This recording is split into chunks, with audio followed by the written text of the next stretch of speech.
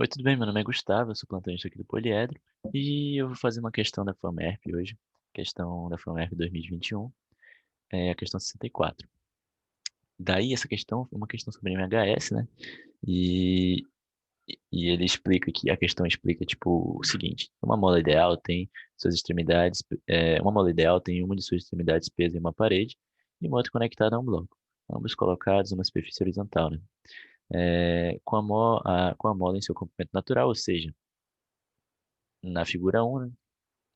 E em seguida o bloco é deslocado para a posição mostrada na figura 2, né? Ou seja, aqui, né, na primeira, na primeira imagem, a gente tem a mola no, na posição de equilíbrio. E na segunda imagem, a gente tem uma mola que houve uma perturbação, né? A gente vai fazer com que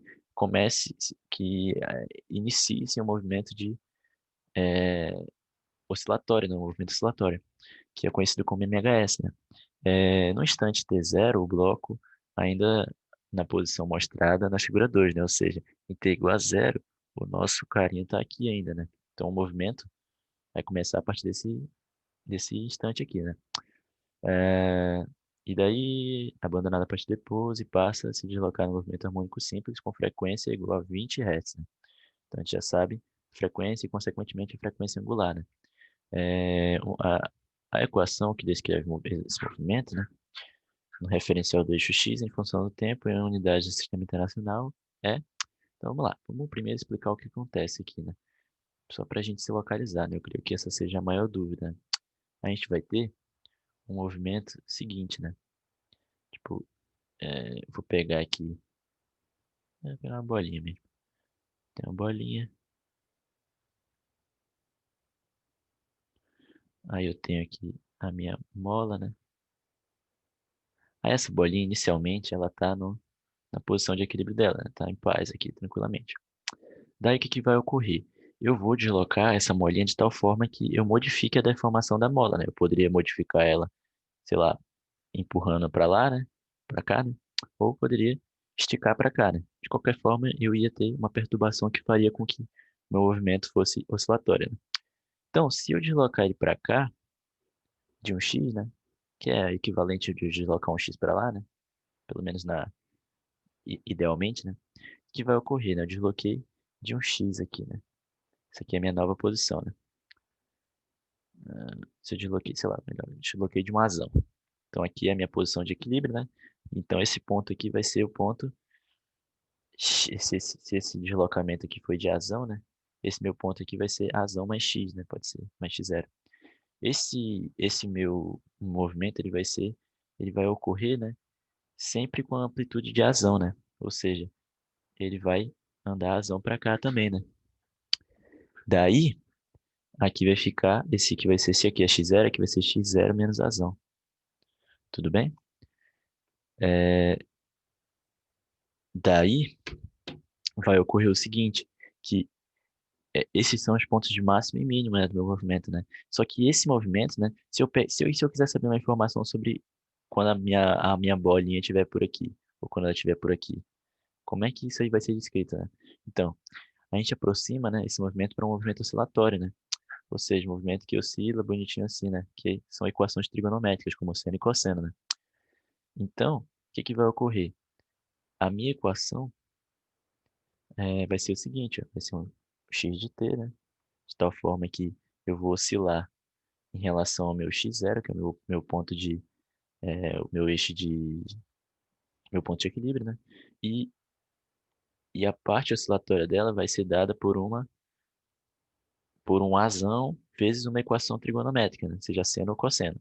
Aí, como a gente olhou aqui eu posso achar uma resposta para seno, uma resposta para cosseno, né? Só que como nas alternativas temos em seno, né, as nossas respostas, né?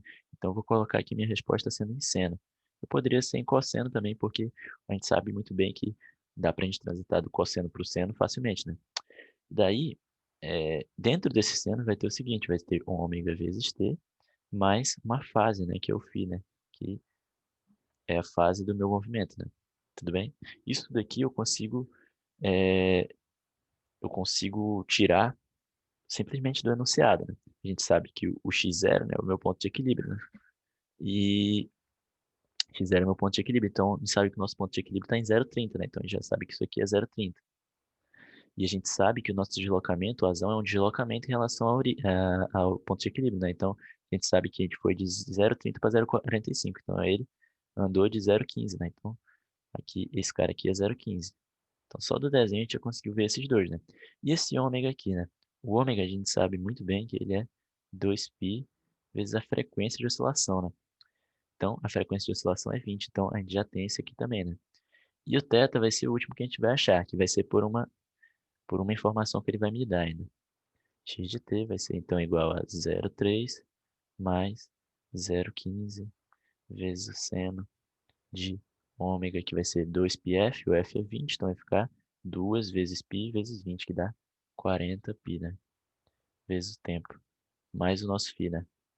Aí tu vai me perguntar, pô, é, por que que esse sinal aqui é positivo? Por que que esse sinal aqui por que que é dessa forma, né? Por que que não pode colocar um sinal negativo?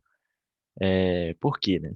Então, o sinal aqui, ele, se você pensar, eh, se você for pensar no ciclo trigonométrico, né, que é o ciclo que rege as nossas equações trigonométricas, né, eu posso muito bem transitar de mais para menos simplesmente adicionando o ângulo, né? Então, a questão de ser mais ou menos vai refletir na minha fase, né?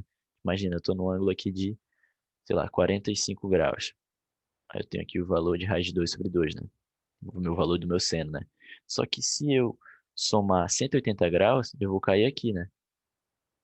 No 45 graus mais 180, que é 225, né? E daí eu vou ter um valor negativo, o mesmo valor, o mesmo módulo aqui, né? Tipo, isso aqui era raiz de 2 sobre 2, aqui vai ser menos raiz de 2 sobre 2.